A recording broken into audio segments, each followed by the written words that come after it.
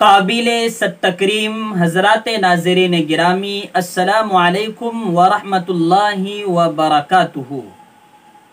کوکن کے علاقے میں جو کچھ سیلاب نے تباہی مچائی، ہم آپ کو ویڈیوز بتا چکے ہیں اور آپ ابھی بھی دیکھ سکتے ہو، لیکن اس وقت مہاڑ کے رہنے والے، کوکن علاقے کے رہنے والے ایک عالم دین سمیع اللہ خان صاحب کا ایک مضمون آیا جو بڑا درد بھرا مضمون ہے، بڑی درد بھری تحریر ہے، جس کو میں ہو بہو آپ کی خدمت میں پیش کروں گا تاکہ ان کا جو درد ہے وہ ہم محسوس کر سکے۔ اس سے پہلے درخواست کروں گا کہ ہمارے چینل کو سبسکرائب ضرور کیجئے تاکہ آپ کو وقت وقت پر دینی اور دنیاوی صحیح معلومات فراہم کی جا سکے۔ سمیع اللہ خان صاحب لکھتے ہیں، صرف اللہ نے رحم فرمایا اور جانیں بخش دی، پانی اتر چکا ہے، دوسرا دن ہے، لیکن ہر طرف قیامت کا منظر ہے۔ ہمارے شہر مہاڑ میں کوئی ایک گھر سلامت نہیں ہے، کوئی ایک دکان بچی نہیں ہے، خود ہماری دکان میں بھی پانی نے تباہی مچائی ہے۔ پانی اترنے کے بعد کا جو منظر ہے، اس کے لیے صرف یہی کہہ سکتا ہوں کہ ناقابل بیان ہے۔ بجلی اور پانی کا تو پتہ نہیں، نہ ہی نیٹ ورک ہے، ابھی 10 دن تو صرف لائن درست کرنے میں لگ جائیں گے۔ جانی نقصانات کا بھی کوئی حتمی ڈاٹا نہیں ہے، لیکن ان کی تفصیلات بھی دردناک ہے۔ مہاڑ شہر میں نکل جائیے تو لگتا ہے کوئی عذاب، کوئی تباہی غضبناک ہو کر گزری ہے۔ ہزاروں کروڑ روپے کی املاک برباد ہو گئی ہے، دکانیں جڑ سے اکھڑ گئی ہے، گاڑیاں جیسے لگتا ہے اٹھا اٹھا کر پٹخ دی گئی ہے۔ میرے سامنے سے کئی ہزار کلو وزن کے ٹیمپو اور کاریں کاغذ کی طرح بہتی رہی، اور اب مارکیٹ میں ڈھونڈنے پر ایک دوا کی ٹیبلٹ بھی نہیں مل رہی۔ انڈا، پانی، تیل، راشن برائے نام بھی نہیں ہے۔ راشن اور دوائیوں کی ساری دکانیں بہہ گئی ہے۔ میں نے اپنی زندگی میں پہلی بار دیکھا ہے کہ ہمارے یہاں کوئی امدادی ٹرک آتا ہے، کچھ راشن کا سامان لے کر تو اچھے خاصے گھر والے بھی جھپٹ پڑتے ہیں اور چھین بٹور کے اپنے گھر والوں کے لیے کھانا پانی لے جاتے ہیں۔ 2 سال سے لاک ڈاؤن کی مار جھیلتے رہنے کے بعد یہ تباہی بھی مقدر میں تھی، جس کی اذیت ناقابل برداشت ہے اور اس سے ابھرنے میں سالوں لگ جائیں گے۔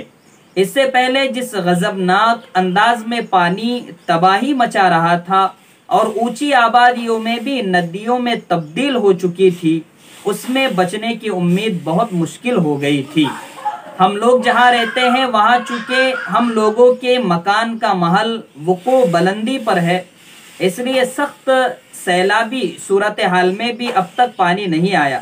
اگر آتا بھی تھا تو برائے نام بلڈنگ کی پارکنگ کو چھوتے نکل جایا کرتا تھا، لیکن اس دفعہ پارکنگ میں پانی بھر کے گراؤنڈ فلور پر بھی پورا بھر گیا۔ دونوں زینے پار کر کے فرسٹ فلور پر داخل ہونے لگا اور تیزی سے بڑھنے لگا۔ کبھی سوچا ہی نہیں تھا کہ ایسا بھی ہو سکتا ہے۔ پاس کی مسجد جہاں کبھی پانی نہیں بھرتا تھا، وہاں تو پہلا منزلہ ڈوب ہی گیا ہے۔ دماغ دنگ رہ گیا اور ہوش اڑنے لگے تھے۔ جلدی سے ہم لوگ کھانے پینے اور پہننے کا جو کچھ سامان لے سکتے تھے وہ لے کر والدین کے ساتھ چھت پر چڑھ گئے۔ رات بھر دردناک ماحول تھا، کبھی کہیں اور سے عورتوں اور بچوں کے چیخنے چلانے کی آواز آنے لگتی۔ جو لوگ دوسرے منزلے پر پناہ لیے ہوئے تھے، جب ان تک بھی پانی پہنچنے لگا تو وہ حواس باختہ ہو کر مدد کے لیے پکارنے لگتے۔ جانوروں کی صورتحال تو مزید دل چیرنے والی تھی، کیونکہ ہم ان کی مدد نہیں کر سکتے تھے۔ میں نے جب اپنے گھر کی کھڑکی کھولی تو سامنے جیسے سمندر ٹھاٹے مار رہا تھا، اور ایک گائے میری کھڑکی کے سامنے جان بچانے کے لیے ہاتھ پیر مار رہی تھی۔ یہ منظر الم انگیز تھا۔ بہرحال میں ابھی اپنے گھر سے دور پانی کی تلاش میں نکلا ہوں۔ تقریباً 20 کلومیٹر آگے پہنچنے کے بعد نوٹیفیکیشن آنے لگا تو میں ایک جگہ ٹھہر کر یہ احوال لکھ رہا ہوں۔ کئی سارے میسیجز کئی لوگوں کی طرف سے ملے ہیں کہ وہ ریلیف کا کام کرنا چاہ رہے ہیں. سب کو ایک ہی جواب دوں گا کہ اس وقت اگر آپ کوکن والوں کی مدد کرنا چاہ رہے ہیں تو اپنی تنظیمیں، سیاسی و سماجی وابستگیوں سے اوپر اٹھ کر یہاں آئیے اور بحیثیت ایک انسان دوسرے انسان کی مدد کیجیے. راشن کے سامان پہنچائیے. یہاں پر آپ ممبئی سے پینے کے پانی کی بوتلیں اپنی گاڑیوں میں ڈال کر لائیے اور کسی محلے یا چوراہے پر کھڑے ہو جائیے، وہ پانی ختم ہو جائے گا. سیلاب کی وجہ سے گندگی کا ڈھیر ہے اور سرکاری امداد اور کاموں کا کوئی پتہ نہیں ہے. اور بھی انہوں نے بہت سا درد بیان کیا ہے، لیکن درد مندوں کے لیے اتنا بہت کچھ ہے. اس لیے اپنی وسعت کے مطابق جو کچھ ہم امداد کر سکتے ہیں کوکن کے علاقے میں خود جا کر امداد کریں. اگر انڈیا سے ہم ہیں اور اگر باہر سے لوگ ہیں تو کئی تنظیمیں ہیں جو صحیح ایمانداری سے کام کرتی ہے، ان سے کانٹیکٹ کریں اور ان کا تعاون کریں.